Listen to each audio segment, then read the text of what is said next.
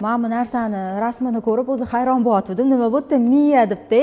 Men bilasizlar, endi Instagramda men kuzatadiganlar biladi. Ko'p energetik ichaman, ba'zan charchab qolaman chunki kuchim yetmay qoladi.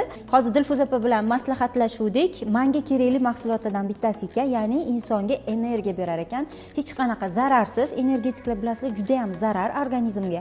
Lekin buni zarari yo'q. Qaytanga bu organizmga vitaminlar berib, energiyaga to'ldirib, miyani yaxshi ishlashida xizmat qilar ekan. Mana shu mahsulotdan hozir yana olib ketyapman. Bir qator yengilliklar bor bu yoqda. Hattoki men bu narsa ham, bu boshqasi, bu boshqasimi?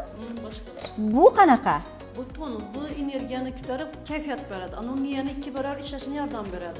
Bu kayfiyat ham beradi. Kayfiyat ham beradi. Shizo. Bundan ham olaman. Mana shu narsani ikkalasi menga juda kerakli narsa. Xursand bo'lib ketyapman, chunki zararsiz narsa-da. Foyda olsanglar olasizlar, zarar olmaysizlar. Xuddi shunaqa energetikni ta'sirini beradi. Zo'r.